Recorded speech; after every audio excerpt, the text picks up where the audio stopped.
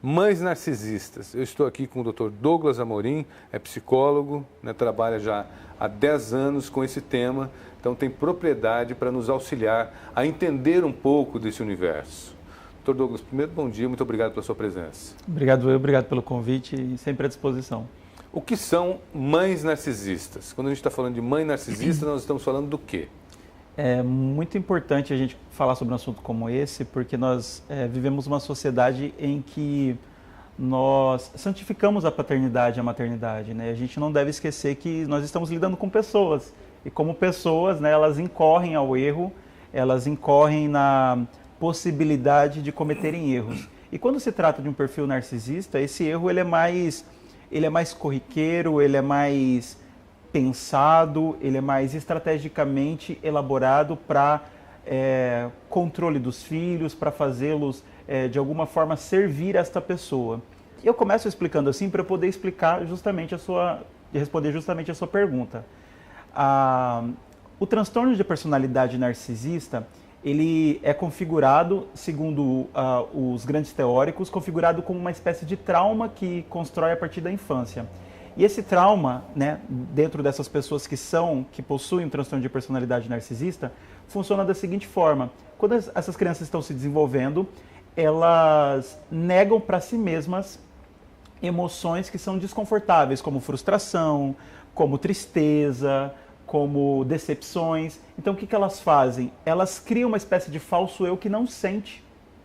O falso eu, esse que vai aparecer para os outros, esse que vai se relacionar com as outras pessoas, ele não sente. Então a criança cresce... Cria um personagem. Uma espécie de personagem, um papel. Então essa criança ela cresce sem a habilidade de lidar com as emoções que são desconfortáveis. E se ela não lida com as emoções que são desconfortáveis, ela também não vai lidar com o amor, porque o amor a coloca vulnerável diante dos outros. Para não estar vulnerável diante dos outros, ela nega o amor, ela nega o sentimento, ela nega a si mesma a empatia. Isso ainda criança. Ainda criança. No desenvolver, e assim, mais uma vez, os teóricos eles vão dizer que todos nós passamos por uma fase narcisística. E nessa fase, a gente acaba entendendo melhor o mundo e a empatia ela vai sendo desenvolvida, que é ali na próxima à pré-adolescência. Só que a pessoa que tem um transtorno de personalidade narcisista, ela não vai passar dessa fase, ela fica. Tanto é que o narcisista ele tem muitos comportamentos que são infantilizados, né? Por conta dessa... É como se ele parasse no momento em que ele teve o trauma, no momento em que ele percebeu que ele não queria lidar com aquelas emoções desconfortáveis e ele queria lidar apenas com um personagem que não sente. Se esse personagem não sente, ele não quer sentir frustração, o que ele faz? Ele projeta nos outros e faz dos outros as suas fontes de emoções positivas ou emoções contributivas, né? Então ele faz do outro a fonte, vê o outro como um objeto de posse e esse outro ganha a obrigatoriedade de servi-lo, de fazê-lo se sentir bem, porque ele não se sente bem, ele se sente vazio, esvaziado, porque o que dá o contorno de profundidade para as nossas relações é justamente a vulnerabilidade, é a profundidade. Bom, nós já conversamos aqui que você vai voltar no programa em outra oportunidade para a gente falar do narcisismo nos relacionamentos. Isso, amorosos. Nos relacionamentos amorosos. Porque eu imagino que essa criança que nega os sentimentos e tudo mais, chegou à idade adulta e casou-se. Exato. E aí? Assim, e o grande problema que ele leva então para o relacionamento é que ele nunca vai conseguir nem se sentir amado e nem amar o outro. Porque ele está muito mais num lugar de controle e de manipulação. Não importa o que precisa ser feito para que ele esteja nesse lugar. Ele nunca vai estar vulnerável. E é impossível se relacionar, amar sem estar vulnerável. Porque quando você não está vulnerável diante do outro, o que você trava é um duelo de poder.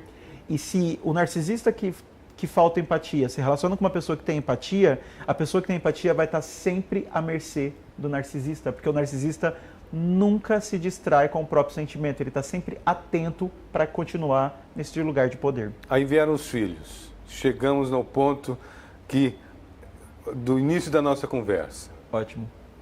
Então, quando nascem os filhos, né, normalmente esses narcisistas têm uma diferença demarcada no número de narcisistas mulheres e narcisistas homens. Os homens eles vão normalmente direcionar esse narcisismo mais elaborado, mais específico para as companheiras ou os companheiros amorosos, e a mulher ela tende a fazer esse narcisismo voltado mais aos filhos. Então, a mãe narcisista, ela vai tentar de todo jeito ter controle sobre os filhos, obter dos filhos fontes que a faça sentir-se viva. Ou é controle e chantagem emocional, ou é nessa coisa de se você ama a mamãe, você tem que fazer o que a mamãe quer, você nasceu para ser companheiro da mamãe, você não pode me abandonar, você não pode escolher um emprego em outra cidade, você não pode casar com essa pessoa porque eu não gosto. Tem um controle de uma chantagem emocional e às vezes até de uma forma que parece amor, parece cuidado. Ou se for um perfil mais violento, esse comportamento da mãe com esse filho, que é sempre um escolhido, tem um filho escolhido para receber essa carga de violência, esse filho ele vai ser rebaixado, ser ridicularizado, ele vai ser agredido algumas vezes fisicamente, ele vai ser difamado para a família, vai receber duras críticas e o filho vai sempre ficar com aquela sensação que não importa o que ele faça, ele parece que nunca vai agradar a mãe, no caso, né? E aí cria uma relação terrível, né? Porque eu fico imaginando como é que fica a cabeça de uma criança dessa. Agora, as mães narcisistas sempre serão abusivas com os filhos? Sempre, sempre. Infelizmente não há uma mudança, a não ser que essa mudança aconteça pela própria vítima, pelo próprio filho. As pessoas que são narcisistas, elas até existem tratamento para essas pessoas, né, caso elas busquem, mas a grande questão é que elas nunca vão enxergar isso como um problema, porque elas não se veem como um problema. Na verdade, elas não se veem, elas não enxergam os comportamentos que elas têm.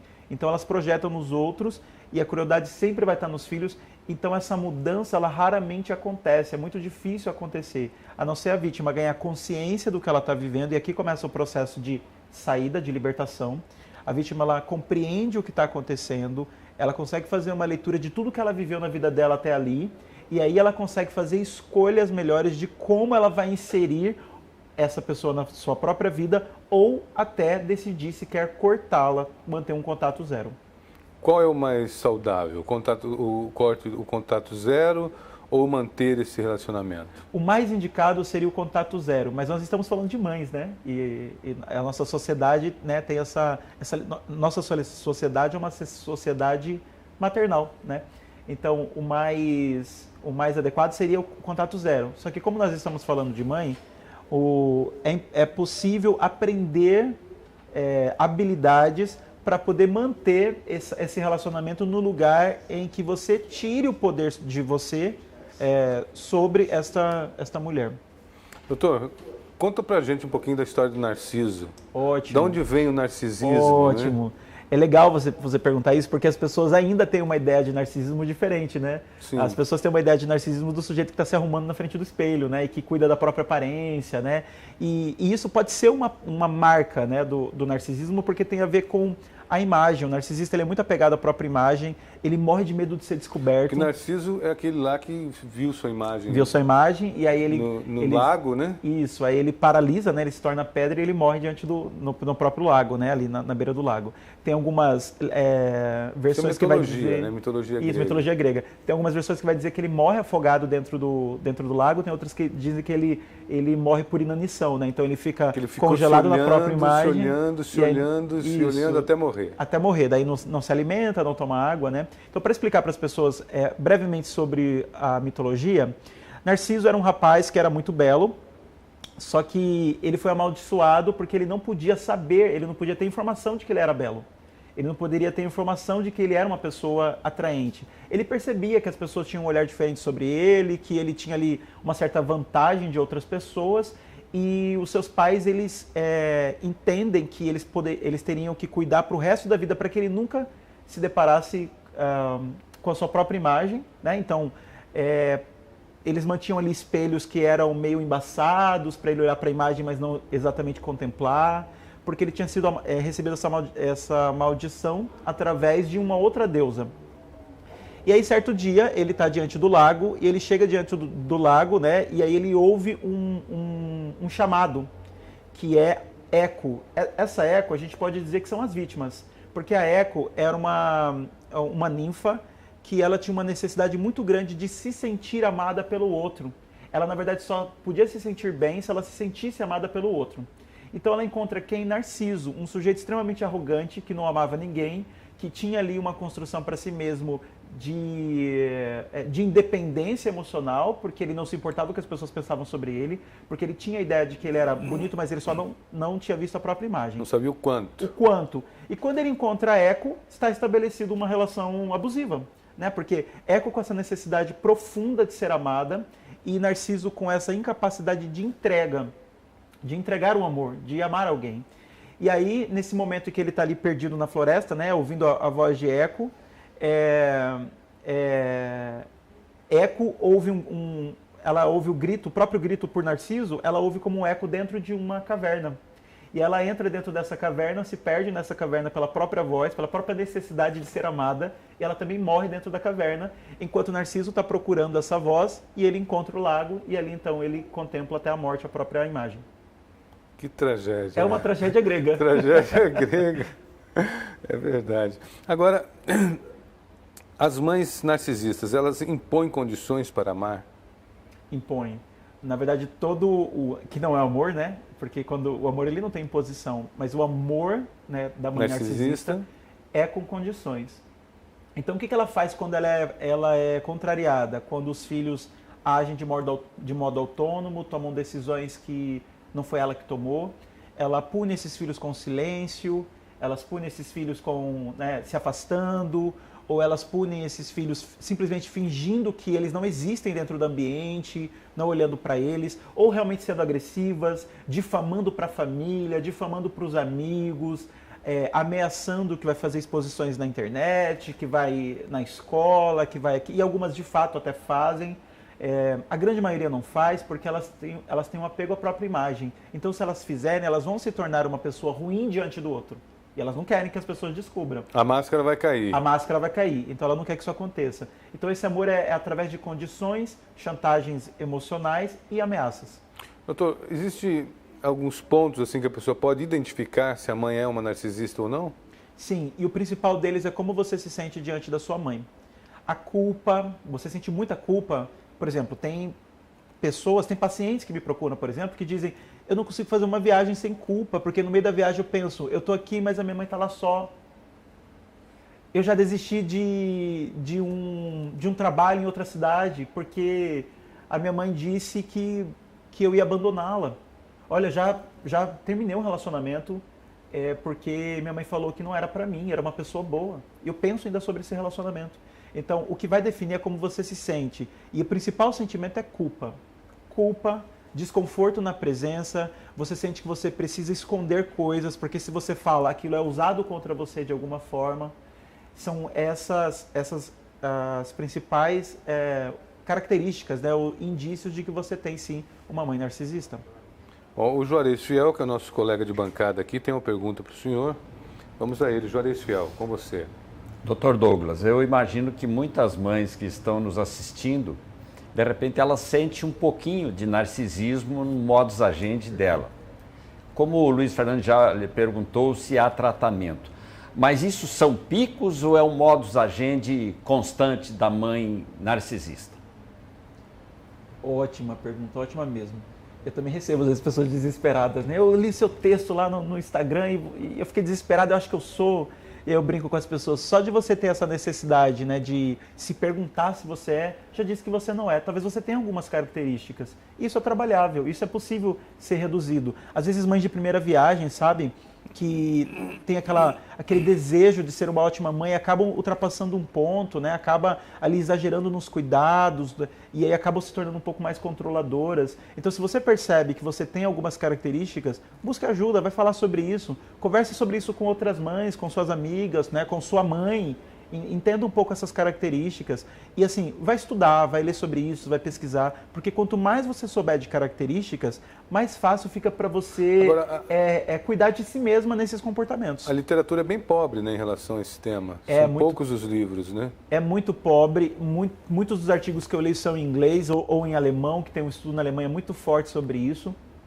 Eu não sei, eu imagino que seja por conta ali até de um berço da psicanálise, né, por causa de Freud, mas no Brasil você vai achar poucas coisas. Tem alguns livros, mas são livros mais mais comportamental do que conceitual. Mas se você procurar no Google aí, você vai encontrar muitas informações sobre isso, pelo menos as características principais você vai encontrar. Então é importante que as pessoas conheçam, não só para perceberem se estão dentro de uma relação de repente para dessa ajudar forma, alguém. ou para ajudar alguém. Porque quando a pessoa descobre a informação, o processo de libertação dela começou. E a libertação não significa se afastar completamente dos pais, ou da mãe, ou do narcisista. A libertação é conseguir se separar daquilo que o narcisista faz você pensar sobre si mesmo. Poxa vida, profundo isso, hein? Existe tratamento, existe cura para o narcisismo? Existe tratamento, mas como eu disse, é muito difícil o narcisista ele se abrir para um tratamento honestamente. Normalmente eles procuram um psicólogo, e comigo acontece de vez em quando, eles procuram para tentar fazer uma triangulação, para tentar provar para a vítima que a vítima é errada. Olha, o psicólogo me disse que você é errado. Eles vêm na sessão, isso. Enganam o psicólogo. Enganam o psicólogo. Eu já fui enganado por um narcisista, porque eles chegam com a ideia de que eles dão conta de fingir, porque eles não sentem. Se nós sentimos, e quando a gente vai mentir, a gente demonstra isso de alguma forma. O narcisista não, ele dá conta. Ele dá conta de estar no personagem. Então ele chora diante do psicólogo, ele demonstra ali arrependimento, aí ele sai de lá e vai dizer para a vítima assim, olha, ele me disse que a louca é você, o louco é você. Meu Deus. E aí nós vivemos essa sociedade, né, onde tem o honrar pai e mãe, né? Honre seu pai e sua mãe para que se prolongue na terra seus dias, né? Então existe a questão religiosa também, muito forte, né, muito arraigada. Enfim, Dr. Douglas, eu quero agradecer demais a sua presença hoje aqui. Eu sei que nós só fizemos um pequeno risco nessa casca, nesse grande assunto, né, nesse grande tema que é o narcisismo, as mães narcisistas, porque existem as classificações, né, das mães narcisistas, existem as classificações das vítimas. Eu gostaria de já deixar o convite para que o senhor retorne ao programa em uma outra oportunidade, para a gente começar daí, das características das mães narcisistas, o que difere cada uma, e a gente poder ir alimentando o público com essas informações. Eu agradeço o convite, fico à disposição, e é muito importante a gente falar sobre esse tipo de assunto, principalmente para poder gabaritar as pessoas sobre a informação. Essa informação não é para que você se afaste dos teus pais ou da sua mãe, ou passe a ficar com medo, né, das relações, mas é para você aprender, principalmente, a se fronteirizar dos outros. Se você sabe o que você é, se você sabe os seus valores, você ganha um poder enorme diante de qualquer pessoa, sendo narcisista ou não. Então, conheça o conceito para que você saiba o que você é.